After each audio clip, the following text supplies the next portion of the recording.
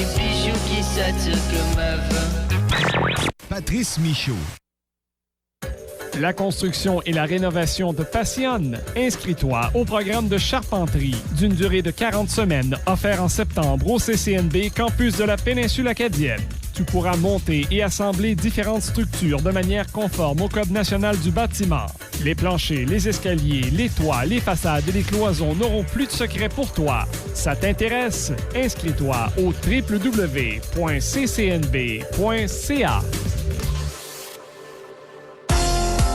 Tu aimes le travail manuel et préparer différents aliments? Inscris-toi au programme Cuisine professionnelle offert au CCNB, campus de la Péninsule Acadienne. Au menu, découverte des produits du terroir, transformation alimentaire des hors-d'œuvre jusqu'au dessert, tout en respectant les normes sanitaires. Ce programme de nom te qualifie pour œuvrer dans une cuisine professionnelle. Basé sur le système d'apprentissage Canada, cette formation te prépare aussi à la certification professionnelle du niveau 1. On t'attend en septembre à Caraquette. Pour plus de détails, ccnb.ca. Que de la bonne musique. CCNB Radio.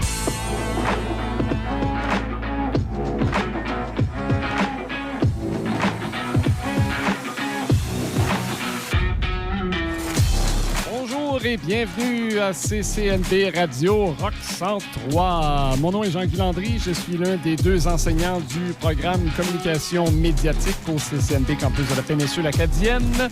Et cet après-midi, avec nos étudiants, on les fait jaser, on les fait parler en ondes. Vous allez les entendre quand même assez régulièrement au courant de la prochaine session, d'ailleurs. Bienvenue à cette émission qui s'appelle Tour de table, où est-ce qu'on donne à nos étudiants 2 sujets chacun et ils viennent nous en parler en ondes. Nos 2 premiers étudiants qui sont avec nous, nous avons Arsène Sorgo qui est là. Bonjour Arsène. Arsène Sorgo, Dixit, Arsène Lupin, s'il vous plaît, monsieur Jean-Guy Landry. Oui, je pense que ton micro ne marche pas. Essaie celui-là. Je dis Arsène Sorgo, Dixit, Arsène Lupin. Ça marche maintenant? Oui, ça marche maintenant. Parfait. Voilà. Bon. Et nous avons également monsieur Jonathan Prodive. Kanyamukenge. Oui. En personne, en chair et en os, Jonathan Prodive, Kanyamukenge, deuxième du nom. Oui, en chair, en os et également en chandail du CCNB. Exactement. Parce qu'on est filmé également. Donc, vous nous écoutez sur les ondes de CCNB Radio et puis nous sommes filmés. Voilà. Alors, on s'est bien peigné, on s'est bien arrangé. Oui, on s'est très bien peigné, là, je pense. Oui, on est très bien payé, Arsène, par exemple. exemple. De se peigner, d'ailleurs. Une très belle coupe, s'il vous plaît. Une coupe à $100. Oui, merci. Arsène est chauve. Oh, mais non! Depuis l'âge des 25 ans. Mais on appelle ça le chemin du roi. Le chemin du roi, parce que c'est tracé un chemin. Vous pouvez voir, le chemin du roi est toujours un peu sinueux, mais c'est le bon chemin, je dirais. Trace de cheveux sur la Tout à fait. Alors, trêve de bavardage capillaire. Arsène, tu nous parles de la COVID, entre autres.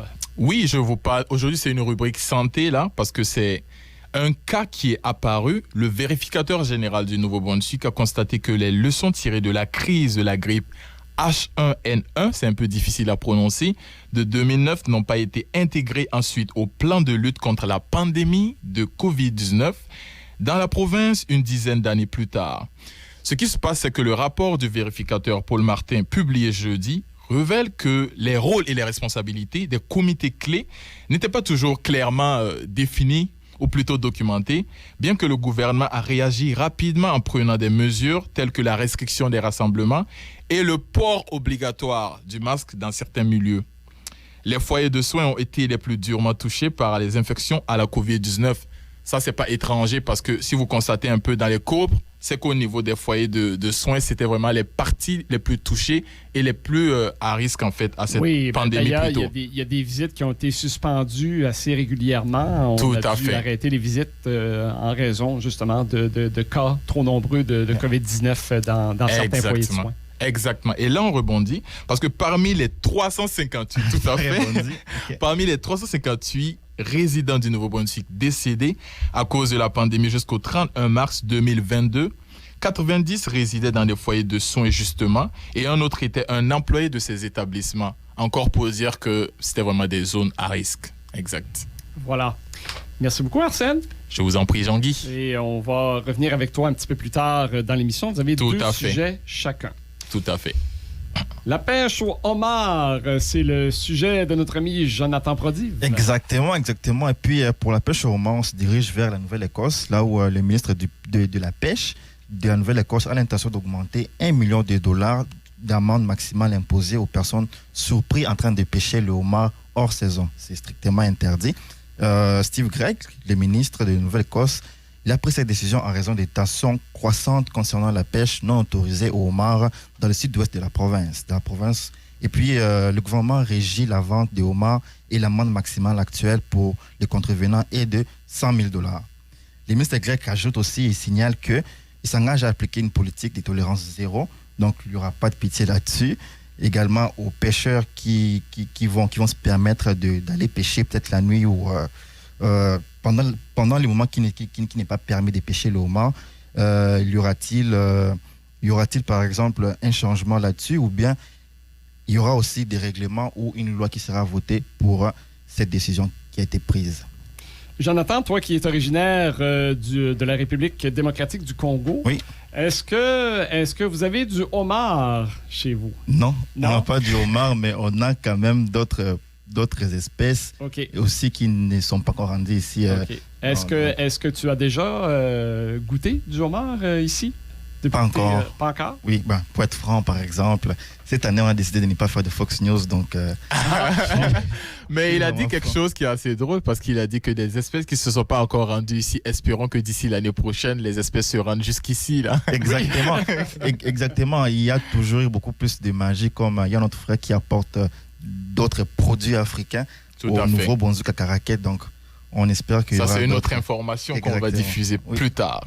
Oui, voilà. on va parler d'ailleurs avec l'étudiant en question. Tout à fait.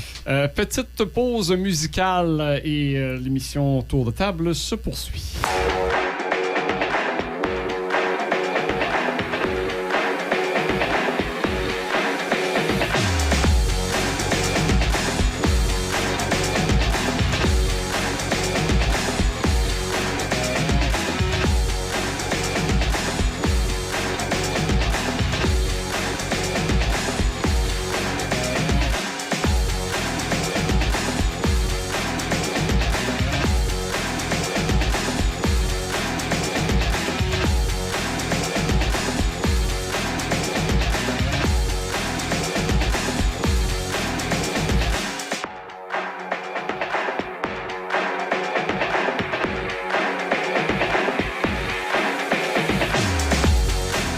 L'émission Tour de table, un petit regard sur l'actualité avec nos étudiantes du programme Communication médiatique. J'accueille maintenant Lisa Mansouri. Bonjour Lisa. Bonjour.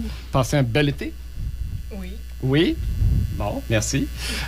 Et on a Yann Cédric Kwame qui est là avec nous. Bonjour. Bonjour Jean-Guy, tu as dit mon prénom puis aussi mon surnom qui est Yannick. Oui, c'est ça. C'est bon ça? Oui. Donc, officieusement Yannick et officiellement Yann Cédric. C'est ça, drette ça. Voilà, les deux côtés de la médaille. Oui. Ça va brasser dans les prochaines journées et ça se peut que ça nous affecte la semaine prochaine, l'ouragan Lee. Ah oui. C'est dans l'Atlantique, là, l'ouragan Lee, comme on dit. Fait que des météorologues préviennent que l'ouragan Lee pourrait devenir la première tempête de catégorie 5 de la saison des ouragans de l'Atlantique. Fait que là, des ouragans potentiels mortels devrait frapper les petites Antilles demain et atteindre les îles Vierges, puis britanniques et américaines, Porto Rico et la République dominicaine, et aussi l'Haïti, puis même les Bahamas et les Bermudes en fin de semaine. Fait que c'est ça qui va se passer, là. Puis l'île ne devrait pas toucher la Terre, là. Mais les prévisionnistes affirment que les conditions de tempête tropicale sont possibles sur certaines îles. Mais aussi, il y a de bonnes nouvelles aussi dans tout ça, là. Ah oui? Oui. Fait que d'autre part, dans le Pacifique, l'ouragan Joval passe loin de la côte sud-ouest du Mexique. Fait que ça, c'est une bonne nouvelle, là. Ça passe un peu loin du Mexique, fait que c'est correct. Ça devrait moins les affecter. Oui. C'est vaut mieux que rien, là. Puis, en tant que tempête de catégorie 5, qui ne présente aucune menace pour la Terre. Bon. C'est parfait, ça. Ben oui. On est en plein dedans, d'ailleurs, dans la saison des ouragans. D'habitude, ça commence en août et ça finit en novembre. Et on a prévu que cette année, là, ça devrait être une saison assez bien remplie. Oui. Et je dirais que c'est un peu dangereux, là. C'est un peu dangereux parce qu'on ne prévoit pas tout ça, là. C'est que c'est la nature, là. Oui, effectivement. Cool. Et puis, Lee, on va le surveiller de très près. Oui. Parce que je voyais les lignes, là. Ça se peut qu'ils s'en viennent près de la Nouvelle-Écosse. Oui. Et là, on ne peut pas prévoir plusieurs jours d'avance parce que c'est comme des tempêtes. Des fois, les tempêtes de neige, on dit, il va y avoir... Comme Fiona, par exemple. Ça peut, ça peut dévier. C'est ça. Donc, on ne peut pas prévoir comme plusieurs jours à l'avance, mais on a une petite idée. Espérons que ça ne nous frappera pas trop. Oui. Merci Yannick. Merci Jean-Guy. Lisa, maintenant, tu es dans les patates, je pense. Alors, peut-être qu'après cet ouragan, ce qu'on a, c'est des patates. Donc, je voudrais vous parler de la super patate. Donc, une équipe de l'Université de McGill a fait quelques recherches pour trouver le code génétique de quelques 300 variétés de pommes de terre et de leurs cousines sauvages pour créer une pomme de terre plus résistante et plus nutritive. Donc, ils ont fait des études sur un super génome que les chercheurs ont ainsi assemblé et regroupé les caractéristiques génétiques d'une 60aine d'espèces de pommes de terre. C'est vraiment une super patate, là. Oui. Donc, après Superman, Wonder Woman, on a la super patate. Oui. Et d'ailleurs, selon l'Organisation des Nations Unies pour l'alimentation et l'agriculture, le Canada arrivait en 12e position avec 6,4 millions de tonnes métriques, soit environ 2% de la production mondiale totale pour la pomme de terre. C'est bon, ça? Oui. Et d'ailleurs, l'île du Prince-Édouard produit à elle seule environ le quart de toutes les pommes de terre canadiennes.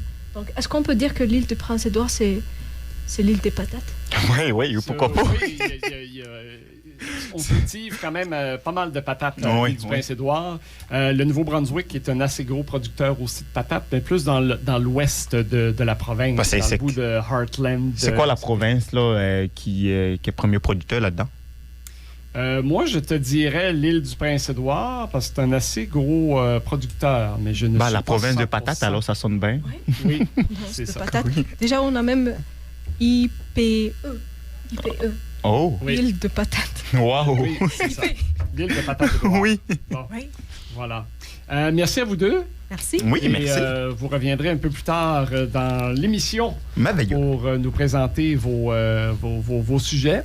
Et je suis Jean-Guy Landry, animateur de l'émission Tour de table, avec nos étudiants et étudiantes du programme Communication médiatique.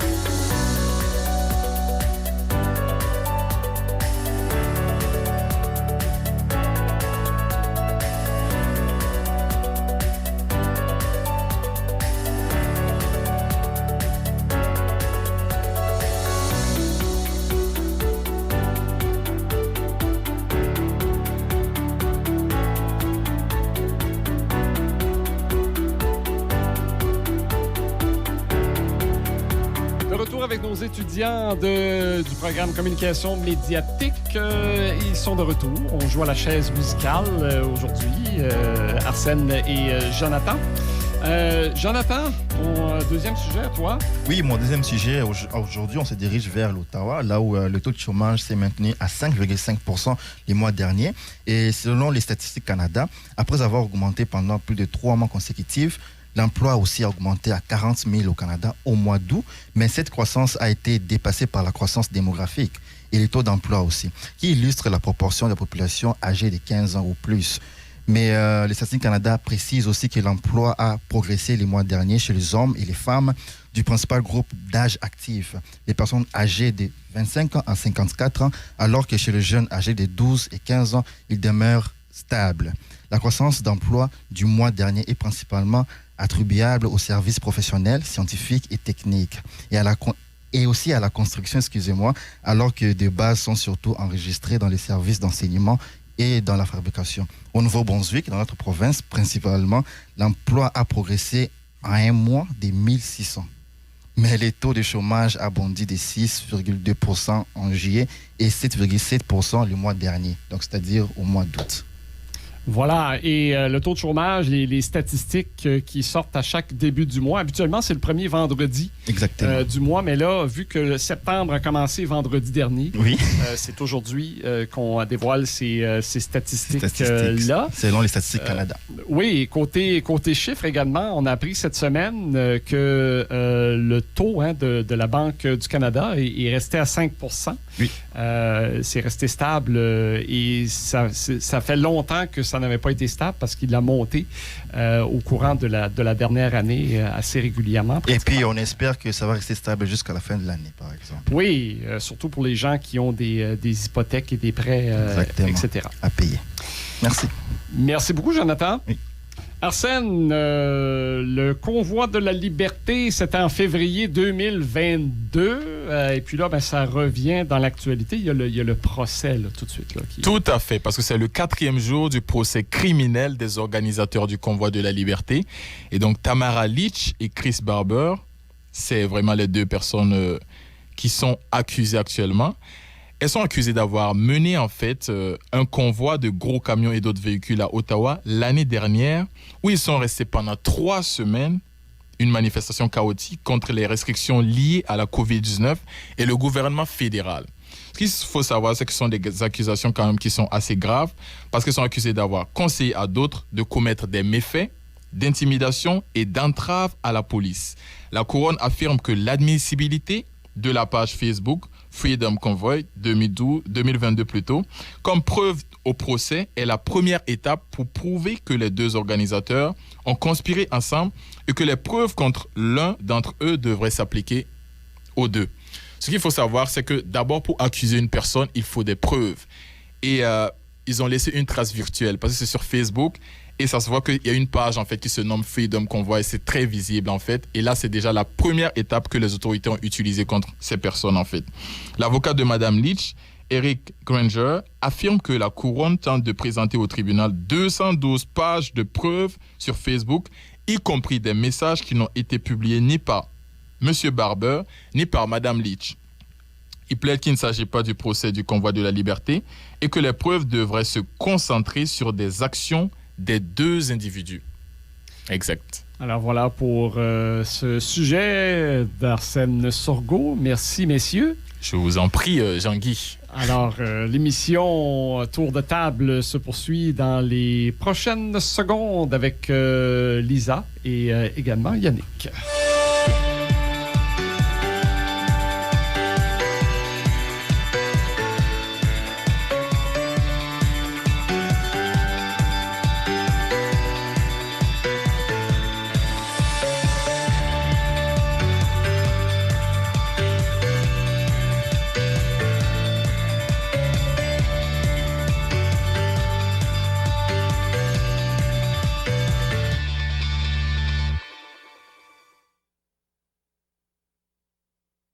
De retour à l'émission Tour de table avec Lisa, qui n'est pas encore arrivée, qu'on attend. Oh là, elle est là. Oui, elle est là. Elle vient d'arriver, comme ça. Voilà, et elle s'installe. Alors, Lisa, je vais commencer avec toi ce deuxième bloc de tour de table avec vous. Alors, je pense qu'on s'en va du côté de Washington. Oui, comme vous le savez, Washington a beaucoup de mystères. Et parmi elles, moi, je vais vous parler de la salle de crise de la Maison-Blanche, la très mystique et encore plus secrète Situation Room. Ça vous dit quelque chose, ça? La Situation Room, c'est Oui. là qu'on va en cas d'urgence, ça? Ben, peut-être, ou bien peut-être on pourrait aussi la confondre pour une nouvelle maison de spa. Ah oui? Bon, j'arrête de vous niaiser, là. Ok, Mais elle ça vient vaut de la subir peine. quand même une cure de rajeunissement de 50 milliards de dollars. Je dis, je vous niaise pas encore une seconde 50 fois. milliards de dollars? C'est 50 milliards. Ah oui. Bon, alors, c'est quoi cette Situation Room? Ben, en fait, il s'agit d'un complexe secret qui a été créé en 1961 par l'administration Kennedy après l'invasion de la baie des Cochons. C'est en fait le président John F. Kennedy qui estimait qu'il fallait créer un centre de gestion de crise dédié où les fonctionnaires pourraient coordonner les renseignements plus rapidement et plus efficacement. D'ailleurs, il y a beaucoup d'opérations qui ont été gérées. Par exemple, c'est là que le président Barack Obama et son équipe ont assisté au raid qui a permis d'abattre le chef d'Al-Qaïda, Oussama Ben Laden, en 2011. C'est là où le président Donald Trump a aussi suivi l'opération en 2019 qui a tué le chef de l'État islamique, Abu Bakr el-Baghdadi, où le président Lyndon Johnson a revu les plans de la guerre du Vietnam. Oh, ça, on retourne dans les années 70. Là. Oui. Ça Même date des de années longtemps, 60. Oui. Donc, ce complexe-là a vraiment eu beaucoup de rénovations. Donc, on a donné l'autorisation aux journalistes d'avoir l'accès, donc l'accès exclusif. Donc, l'espace rénové a une ambiance plus moderne, mais rétro. Les vieux sols, meubles, ordinateurs et autres équipements ont été démontés et remplacés par des panneaux d'acajou du Maryland et des pierres provenant d'une carrière de Virginie, des lumières DEL qui peuvent changer de couleur et des écrans plats. Merci pour l'info, Lisa. Oui. C'est... on va dire que... Il y a beaucoup de nouvelles aux États-Unis, par exemple. Ouais, beaucoup, Oui. Ouais. C'est un grand pays. Hein? Oui, c'est bon. avec beaucoup de mystères. Plus grand est le pays, plus nombreuses sont les nouvelles. Oui. Une affaire qui avait fait jaser pas mal dans le sud-est du Nouveau-Brunswick. Et puis là, il y a eu comme un rebondissement, Yannick, dernièrement. Oui, qu'il s'agit d'un double meurtre accusé, là. C'était l'histoire ça date de 4 ans. Poujou, le double homicide d'un couple néo-branchicois, le meurtrier a délégué fait finalement face à la justice. Fait que Jason Brian Burkett a été accusé jeudi devant la Cour provinciale de Moncton de meurtre de Bernard et de Rosemary Saunier, dont les corps avaient été retrouvés dans la résidence de la rue Amirold. À Dieppe, là. Dieppe, c'est à Moncton, à côté de Moncton, juste à côté. Voilà. C'était comme le 7 septembre 2019, là, c'est ça. Donc, Le 7 septembre 2019, 4 ans passés. Fait que ces crimes avaient été choqués la communauté et déclenché une longue enquête. Fait que là, le monde a commencé à parler de ça, puis tout ça, dans la communauté de Dieppe, puis tout le monde parlait de ça, là. Alors, quels sont les chefs d'accusation là, de M. Baker? Oui, M. Baker, âgé de 27 ans, avait fait face à 2 chefs d'accusation qui étaient comme meurtre au premier degré dans cette affaire.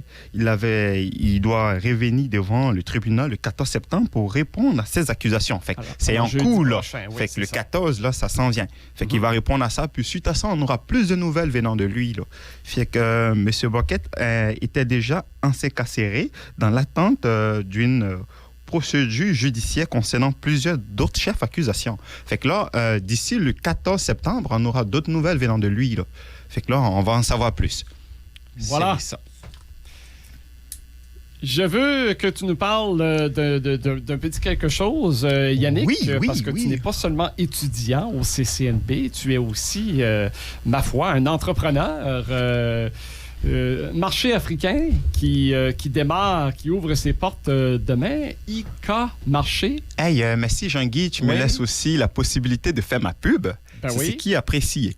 D'abord, l'ouverture serait demain, samedi, à 10h au 300 boulevard Saint-Pierre-Ouest. C'est juste à côté de la maison des avocats, le RAID, là, juste à côté. Là.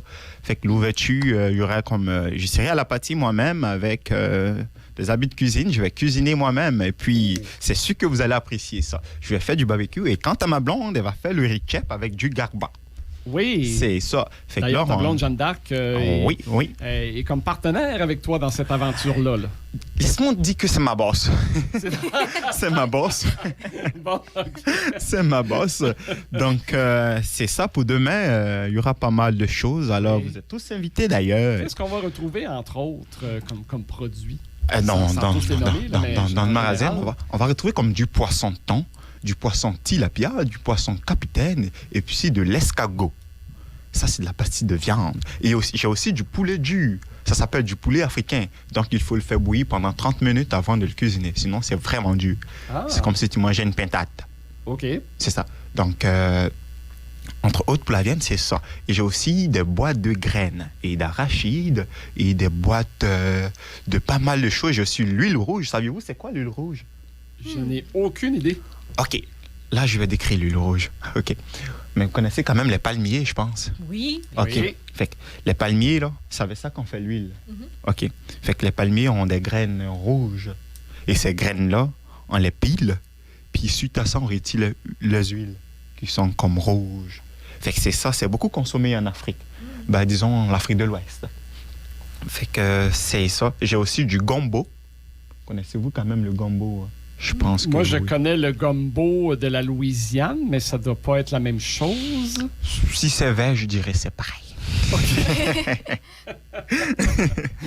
Donc, c'est pas mal ça. J'ai pas mal de choses. Donc, Mais avec l'huile rouge, là, l'huile- ça va être quelque chose d'intéressant pour les Canadiens qui aiment beaucoup faire des frites, là. mais Et disons que tes frites n'auront pas la même couleur que d'habitude. Bah, Tu vas avoir la couleur rouge, des frites rouges. Bah oui, pourquoi pas. Ça serait bon aussi, là. Ben oui, Ça pourrait faire un ajout au drapeau acadien.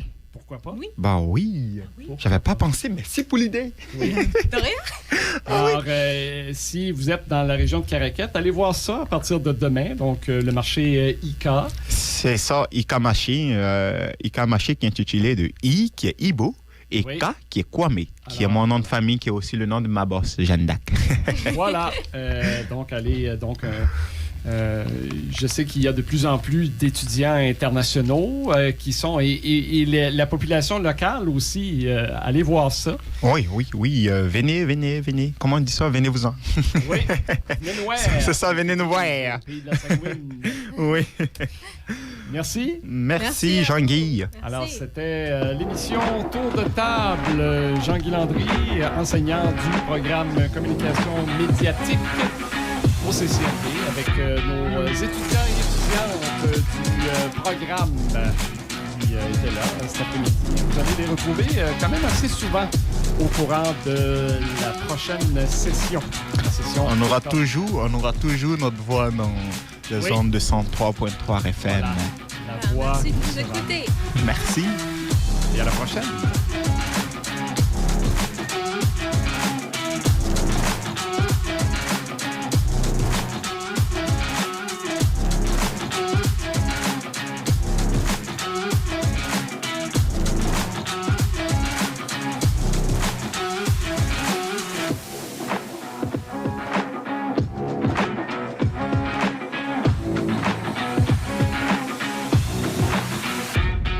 Nous avons d'excellentes pièces en CCNB réserve. Radio Voici un aperçu. 103,3 FM, la radio du programme de communication médiatique.